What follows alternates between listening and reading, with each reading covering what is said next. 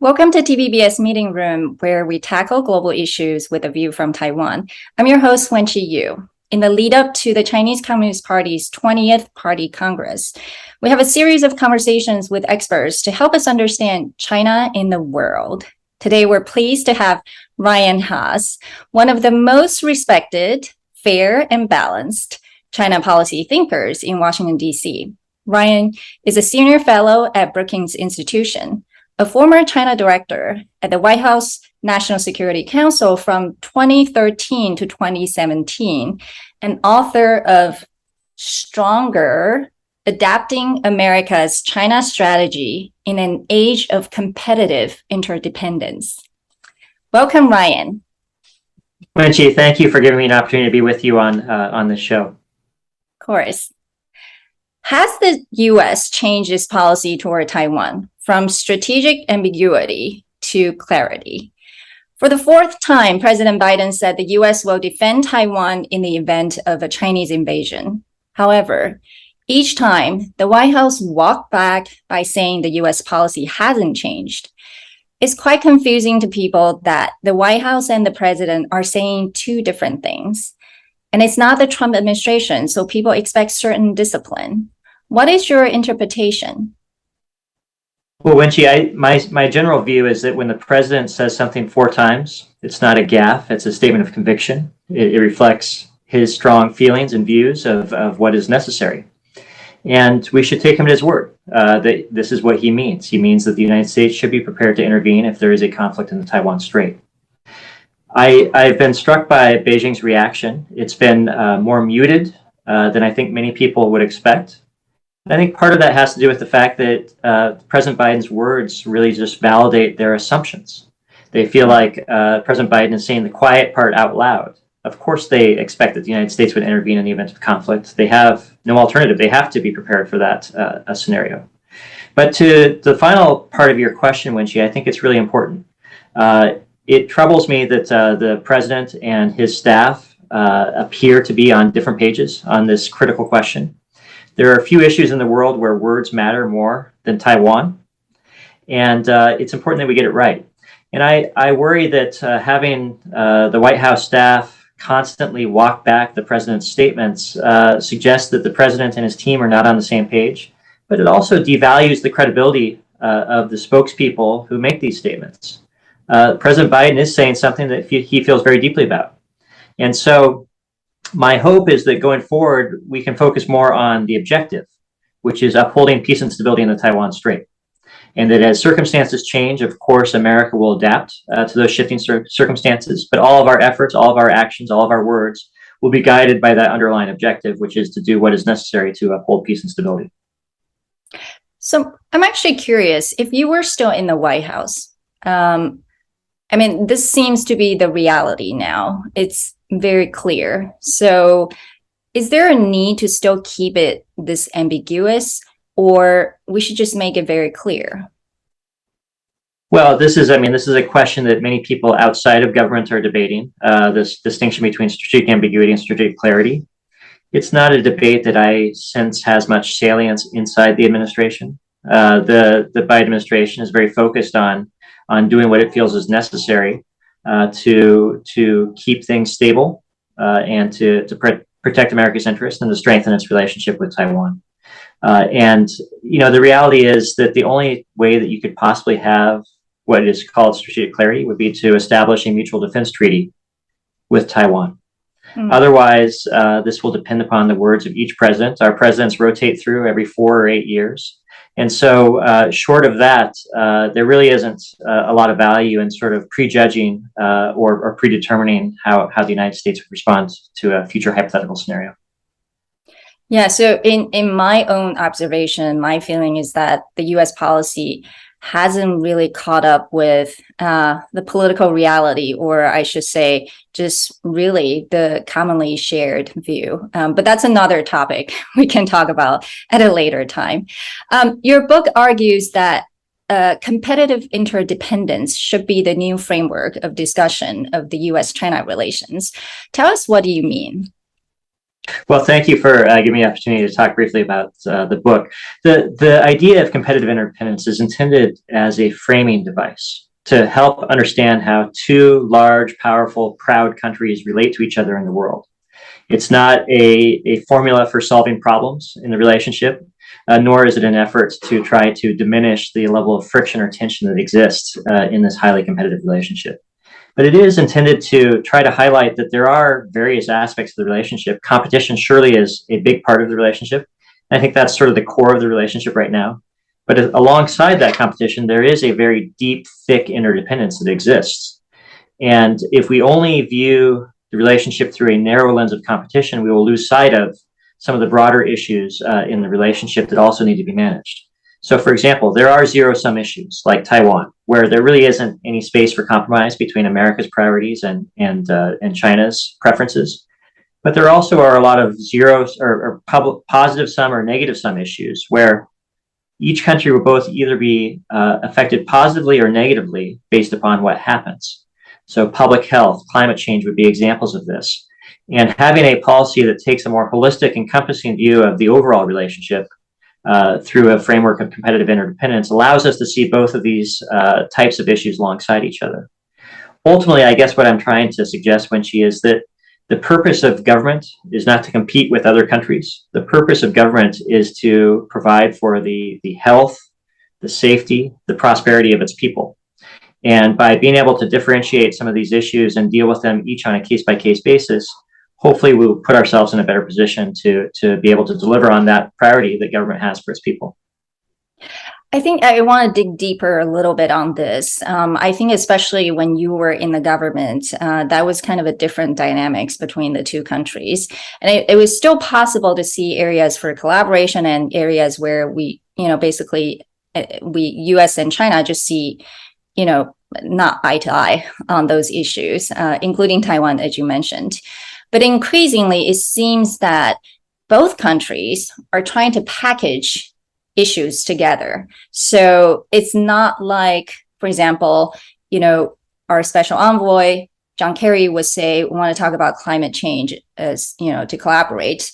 But China may say, well, we got to talk about other issues as well, because it's a relationship that's, overall, it needs to be more constructive. And there are other issues that stand in the way. Do you think that's realistic to have this kind of framework? Well, I guess what I would say, Wenqi, is that here's the truth, the inescapable truth. The United States is not going anywhere. China is not going anywhere. Global challenges that confront both of us are not going anywhere either. We will be worse off if we're incapable of finding ways to coordinate our respective efforts to tackle these common challenges.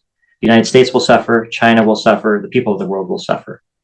And so it's not really out of goodwill or amity. It's really just sort of clear-eyed realism and identification of where our interest lies that we have to find ways to disaggregate and differentiate these issues.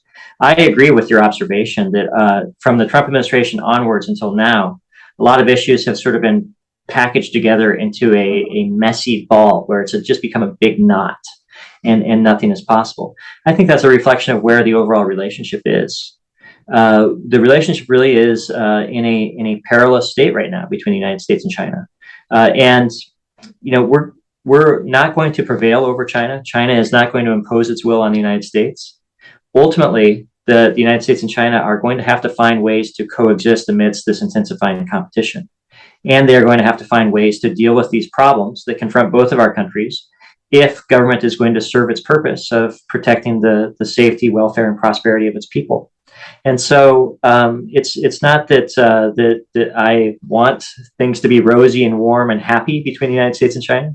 It's that I want the United States to be able to serve the interests of its people. And I think that having some semblance of functionality in the US-China relationship is important for our ability to do that. One of the things that you discuss in your book that I found fascinating and completely agree with is America needs to be more confident. I think in the past, we were able to see the separation between policy and politics, but increasingly it's hard to tell one from the other. And American anxiety with itself is really reflected in the foreign policy now, and most pronounced in its policy toward China. And I think that's what you're arguing in the book. Basically, the US needs to know its own strengths, right? Keeping to build on those strengths. And I like the phrase you're using, which is China is not really 10 feet tall. But if you look at the US domestic politics right now, American public is not necessarily convinced that Washington, D.C. can really lead effectively, not just on the world stage, but also to unite the nation. So that is a very worrying trend. And that to me is a much bigger problem that Washington, D.C. may have to deal with before it can talk about foreign policy or policy toward China. What is your view? Well, I very much agree with the sentiment of your question and statement. The reality is that no country can be stronger on the world stage than it is at home. And the foundation of strength is really sort of social cohesion and economic power. That is what funds our national labs, spurs our innovation, supports our military installations around the world, builds a social safety net that allows our people to grow, be healthy, and prosper. And so we have to start there. The most powerful thing the United States can do to compete with China, frankly, is to invest in itself and to find its friends abroad. And I think that we are making some progress. I know that we live in the United States, and every day when you open the newspaper or watch the news, it looks messy. It feels jarring. But the truth is that our system of government has produced more wealth and generated more power on the world stage than any other system of government in the history of humanity.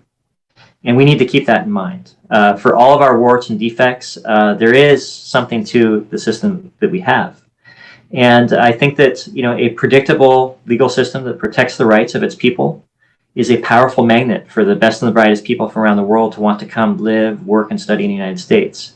We need to nurture that. That is an asymmetric advantage for the United States. And it's also worth keeping in mind, amidst all of the daily challenges that the United States confronts, that we have done some big, important things in the last couple of years.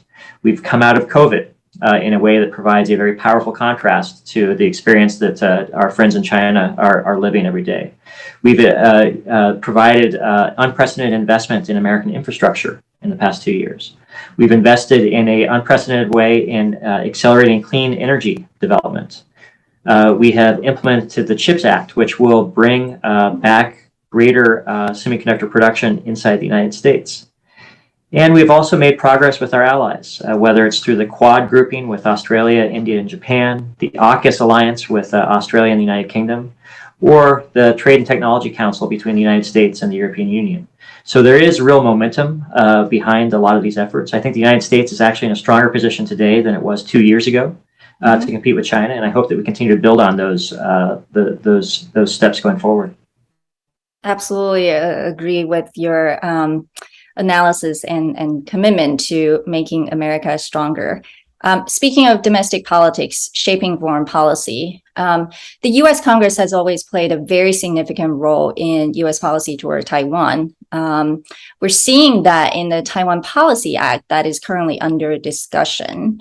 While it's watered down after last week's Foreign Relations Committee meeting, do you see more congressional support for Taiwan in the future? When I say more, it's not just arms sales, but more around symbolic support for Taiwan's sovereignty, be it name change from Taipei Economic and Cultural Representative Office to Taiwan Representative Office, or potentially Senate confirmation of American Institute in Taiwan's director appointment, etc.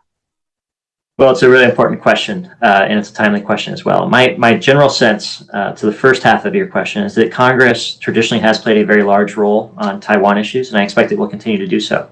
And I think that there are a couple of factors for this. One is that there is just simply strong, deep, passionate bipartisan support in Congress for Taiwan.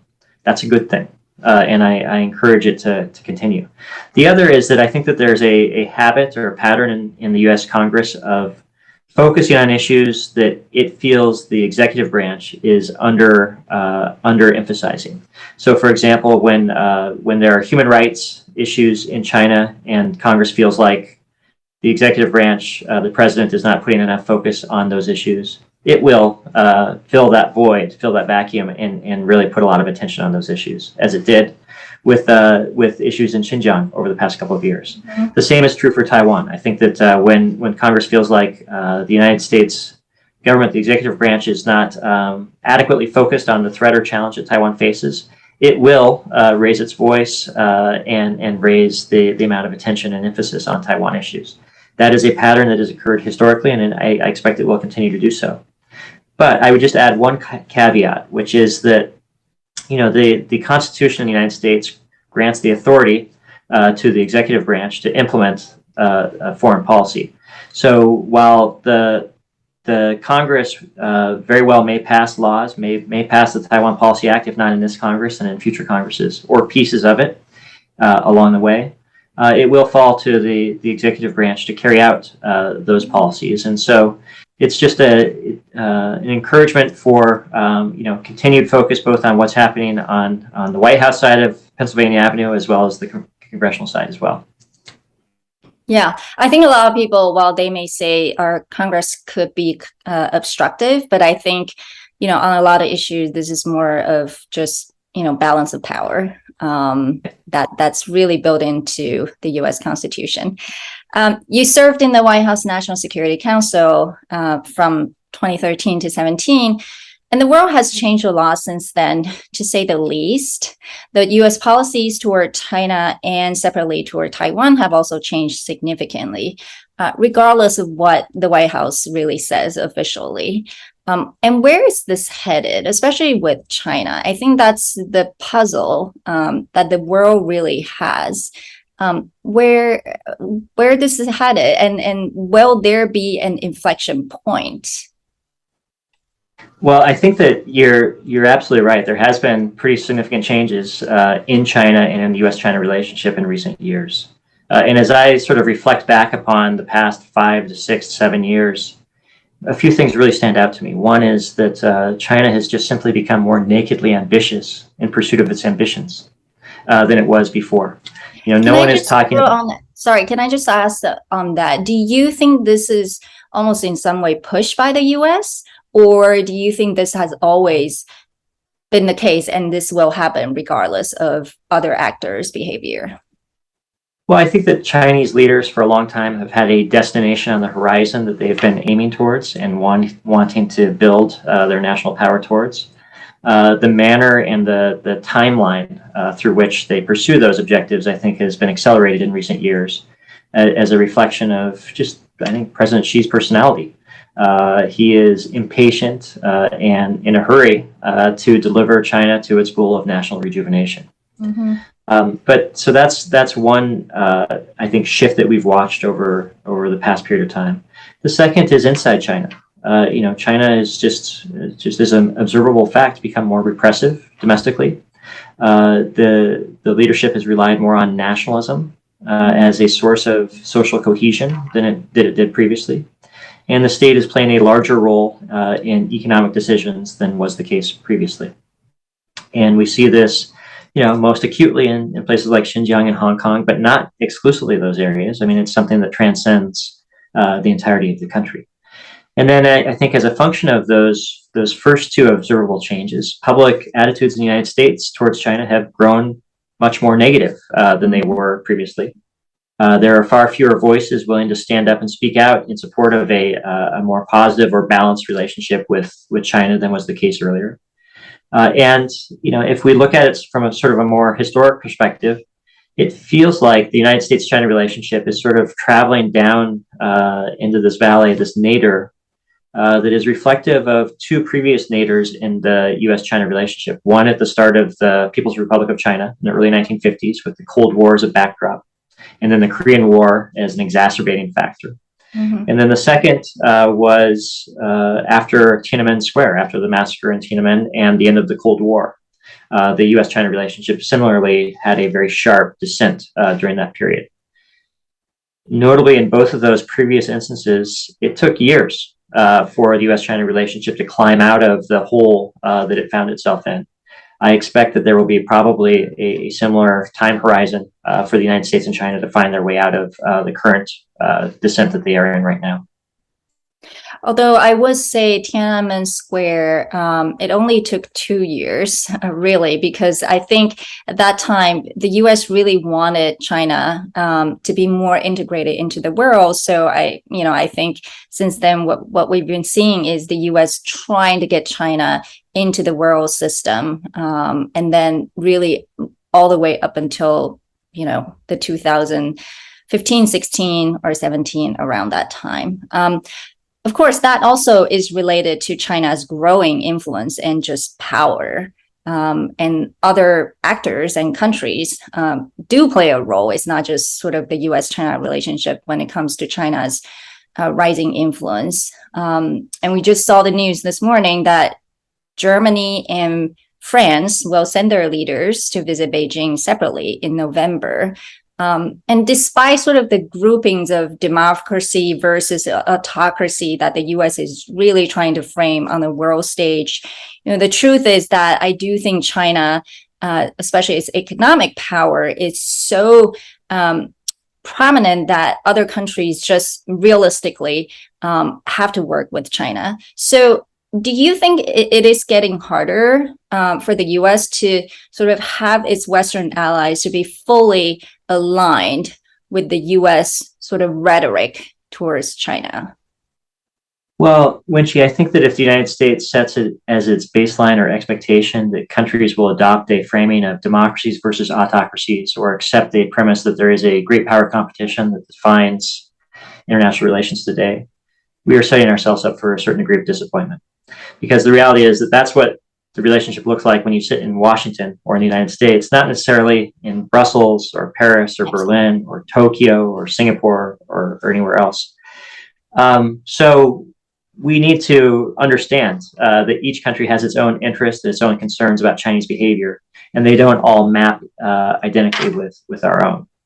But that doesn't mean that we can just sort of put our hands up in resignation. Rather, we have to find areas where we have overlapping interests with our partners and be as sort of creative and ambitious as we can in identifying where those opportunities are, and then aligning our efforts around those issues, as well as our messages to the Chinese on those issues.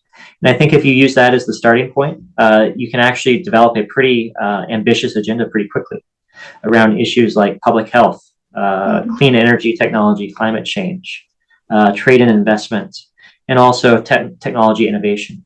And we're seeing a lot of work being done in each of those areas with various groupings of partners, whether it's the Quad 4 in East Asia, the Trade and Technology Council across the Atlantic. And so that's where I think it is most profitable for the United States to focus its efforts, not expecting that other countries will separate themselves from China. Of course they won't. But that as they engage China, that they do so with clarity of purpose around what it is that we're trying to encourage China to do or not to do, as it may be. Well, we've talked a lot about the US. I think the last question has to go to China. Tell us what you think is the significance of the upcoming 20th Party Congress and China's current challenges. Where is China headed? Well, that's a big question, but I think that the Party Congress in mid-October will select China's leaders, obviously, for the next 5 years. The wide expectation is that President Xi will stay at the top, but the question mark is who will join him at the pinnacle of power at the top of the Chinese Communist Party. And that remains a question mark. And I think that a lot of people will look at the selection of Politburo Standing Committee members to gain a sense of how much influence or dominance President Xi has over. And what is your prediction, if you can share? Well, my expectation is that President Xi will probably get a lot of what he wants. I think that he has established a pretty high degree of influence over decisions, and I think that he's spent the last 10 years erasing any challenges to his authority. And so I think that it will be broadly reflective of his preferences. The big question that I have, though, and I think many others have, is will there be course corrections after the Party Congress in China's domestic and external policies? Because it's pretty broadly understood that China's not on a great track right now. Their COVID lockdowns are highly disruptive. Their debt and demographics are worsening. Their economy is decelerating. Their relations with every developed country simultaneously are worsening right now.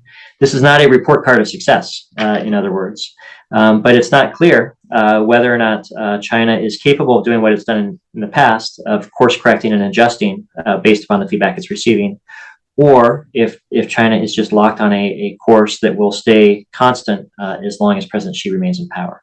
So that's the big question mark that I think a lot of observers have, and will be trying to use the Party Congress and its aftermath to begin to measure.